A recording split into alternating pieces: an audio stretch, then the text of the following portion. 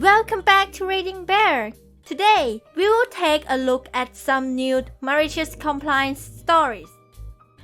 And if you enjoyed my content, please don't forget to subscribe to my channel and post some bear emojis in the comments.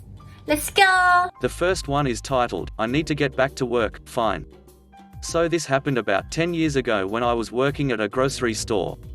It was my night to monitor the automatic registers, of which there were 4. Even better, it was the weekend before Christmas, so the store was packed to capacity. When I worked at the store, the automatic registers all had a conveyor belt which led to a bagging area. When it was this busy, it was expected that the person monitoring the automatic registers would also bag people's groceries to help keep lines moving. About 5 hours into my 8-hour shift of non-stop bagging groceries and fixing issues, I took a second to comment to our customer service desk, which was about 15 feet from the automatic registers. I said, "Wow, I cannot believe how busy this is." Well, this Karen didn't like that I took 10 seconds to stop bagging groceries, so she decided to yell out, "Hey, you think you could actually do some work and bag my groceries?" In line with the Christmas spirit, another customer at the automatic register next to Karen heard this comment and instantly looks up and yells, "Hey, don't yell at him, he's been doing a good job." Well, at that moment and by some Christmas miracle, her and I had the same idea. She then looks at me and goes, "You really should get back to work though," with a smile on her face. I replied, "Absolutely ma'am, I'll get back to bagging now." The Karen was snugly standing there watching me, expecting me to come back her groceries. Instead, I walked right on by her machine and walked over to the other customer's automatic register and started bagging her groceries. The look on the Karen's face was the best Christmas gift I could ask for. Also unrelated, but the woman who stood up for me had me help her to her car and tipped me $10. I still think about this story around the holidays to remember these people exist. The next one is titled, Boss Compliance. I work for a company that is salary packaged, so no matter how many hours I work, I get the same paycheck as my contract stipulates, reasonable extra hours. We have a higher hourly rate to cover this. I only ever do maybe an hour, because to me that's reasonable. When I first started, they told us we had to work public holidays. I was annoyed, but okay, it's my job. So we go on for most of the year, and work, I think, 6 public holidays, at standard pay rate. They find out that they're not actually allowed to do this, so after an apology meeting they reimburse us for the public holidays, and offered us a day off in return for working the public holidays, because they don't budget for PH pay. This is where I think the malicious compliance is. I told my boss that I refused to work PH unless I was going to get paid, as the day off isn't good enough. PH rates here are double time, so to cover the lost wages they would need to give us 2 days off. They didn't want to do that.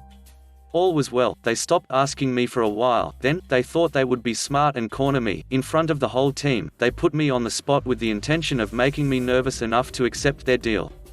I looked at them, and simply said, "I won't work unless you pay me. If you need me and can do that, let me know," in front of the whole team. They tried to argue with me a bit, but I stood my ground because I did my research and know that the deal they offered was dodgy as hell. The whole team was listening. 3 days later, an email came through to the team, paraphrasing, "Because we are short-staffed, we have had no option but to seek approval from the managers to have the PH rates paid for this holiday. This is the only time this will happen." I replied and said, "You could have asked me one-on-one and we wouldn't be in this predicament. This was really a one-time thing, that was the last time they asked me." The next one is titled, Inventory Discrepancies Caused Department to Tank. This happened years ago, and it's somewhat not that malicious of a compliance. But I've been wanting to tell it for a while. So here it goes. I was a perishable food buyer for a large grocery store chain that has now been bought out by Amazon. We did inventory monthly. A part of my job was to prep inventory counting sheets with all the barcodes for each and every product I purchased that was used in our deli. There were a handful of products that simply did not have UPC codes in our decrepit inventory system online. Out of maybe 1,000 products, I had come across maybe 7 or 8 of these items that mysteriously had no UPC codes to make a barcode with. I brought this up in an email with my team leader, making sure to CC both assistant team leaders and all of the other shift supervisors. Mainly I just wanted to bring this up to the team leader and ask for guidance on how we should handle these products come inventory night. I did not receive a response from her or any of the assistant team leads. I should have prefaced this with the fact that our team leader especially, and both other assistant leads had a habit of sitting upstairs in their offices running the crew through emails. It was a miracle to ever see any of them downstairs, especially the team lead. She was incredibly lazy and very out of touch with the crew. I had my computer downstairs in the kitchen, and it was me and the chef who essentially kept that place running. Come inventory night, still no reply on the situation about the missing UPC codes. So I figured the most generic solution would be to scan the weight of the items under the hot bar UPC at 10.99 a pound. This made sense to me, or so it seemed. The next morning, after maybe 5 hours sleep, inventory runs until 12 to 1 a.m. sometimes, and I start my shift at 5 a.m. I get called up to the store leader's office. I had an idea of what it was about, so I brought my notes with me about the 7 or 8 items that had no codes. I had them in hand.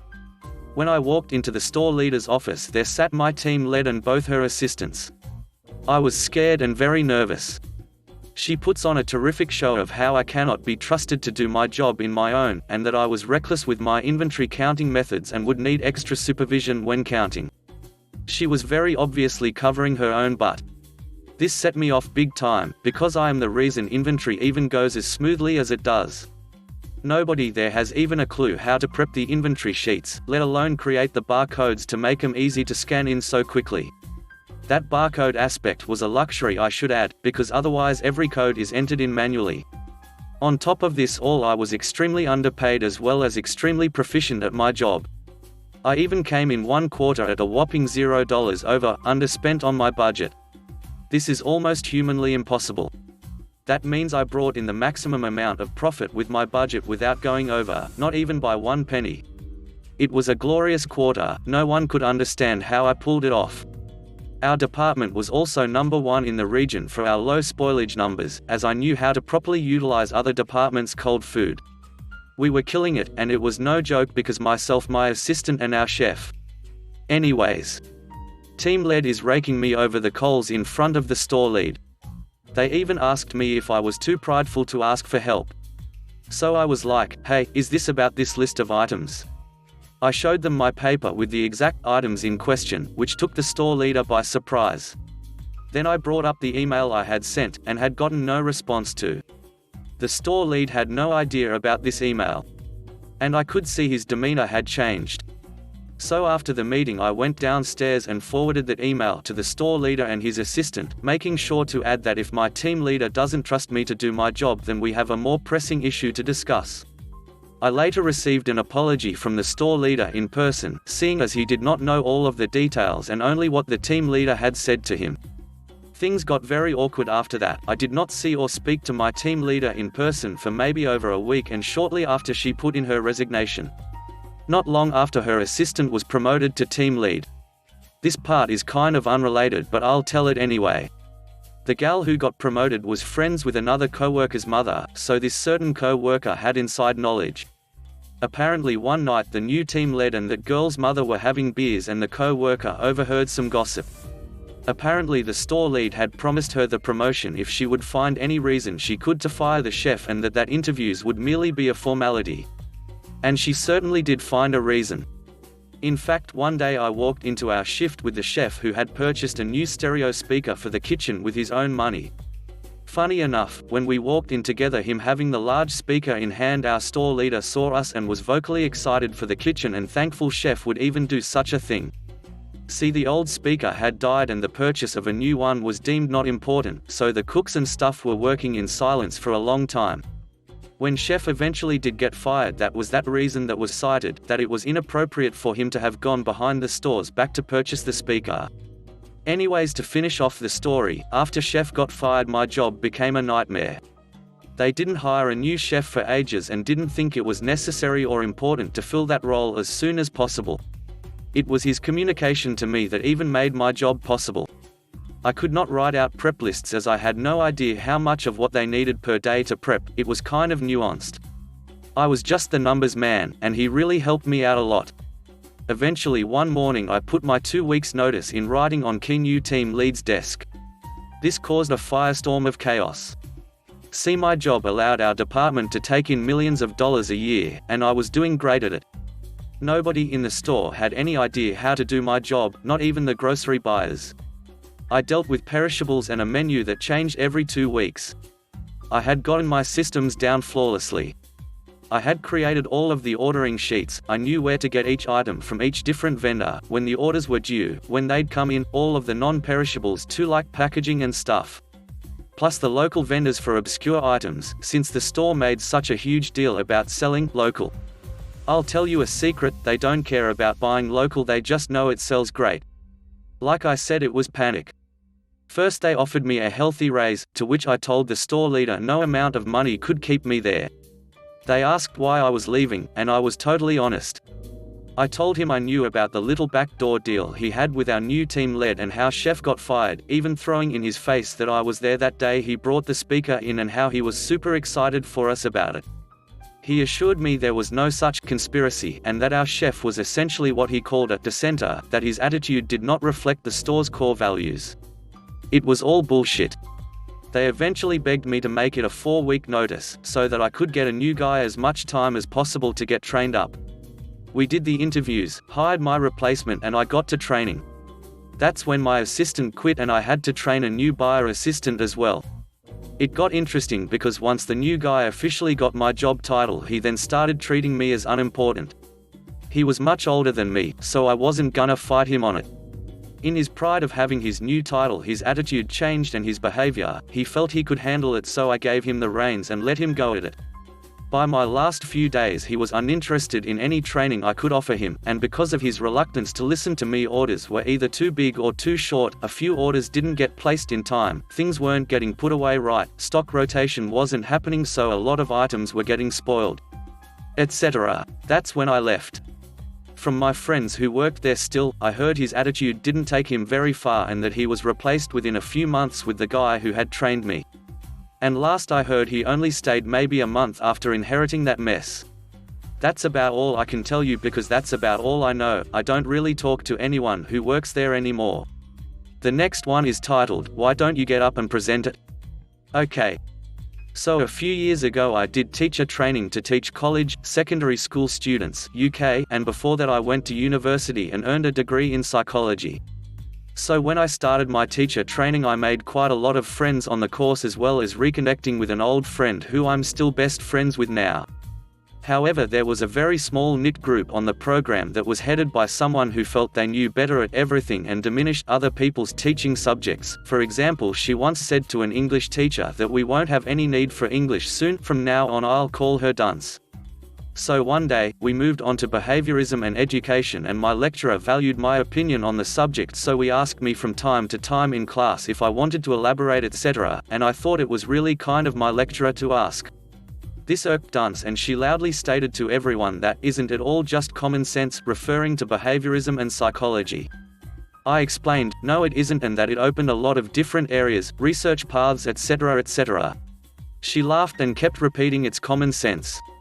I gave up because you argue with stupid."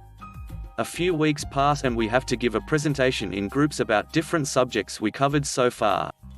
This also coincided with the last day before Christmas break, so everything was more relaxed, etc. I present and finish and sit back at the front of the class next to the presentation screen. Dunce and her group begin to present, and Dunce is presenting her portion of the presentation, which happens to be biopsychology and education, an area that is one of my specialties. So I'm listening nicely, and she's speaking and finishes her sentence with, "But it's all just common sense anyway, isn't it?" and looks directly at me.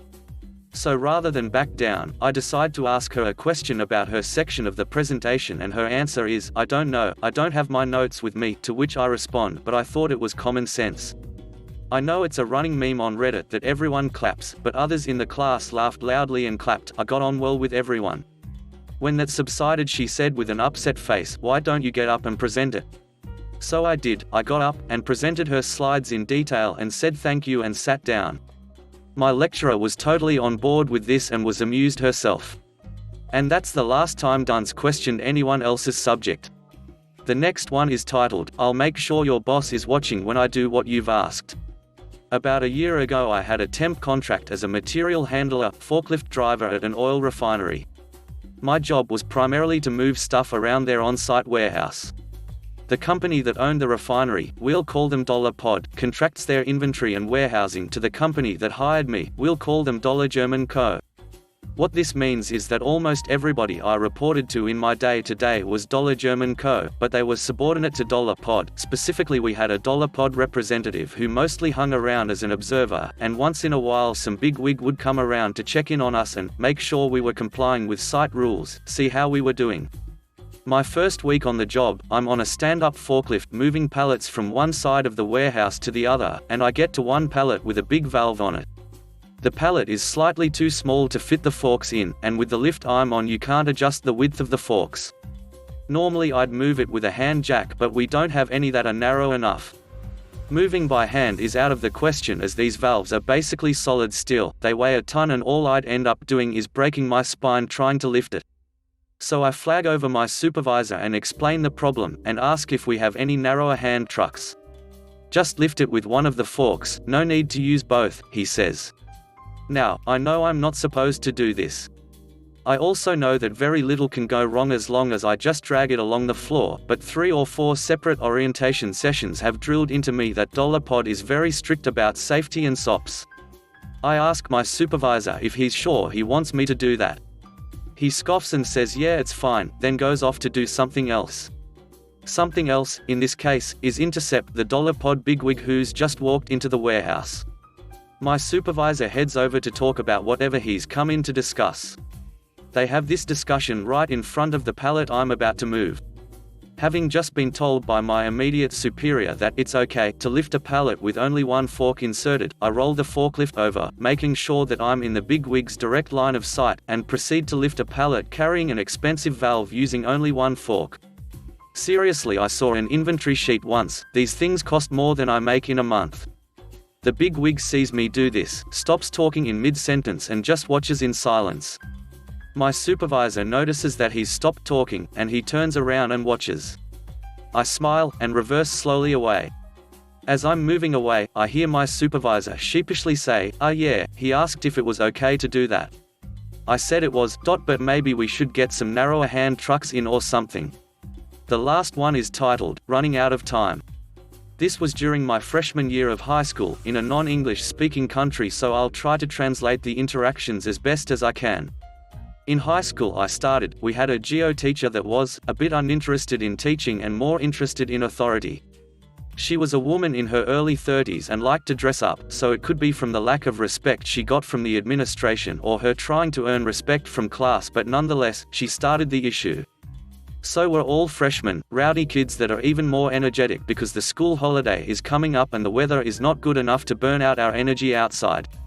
Of course, during some rough playing with the boys, the teacher's desk gets pushed a little and looks unevenly placed.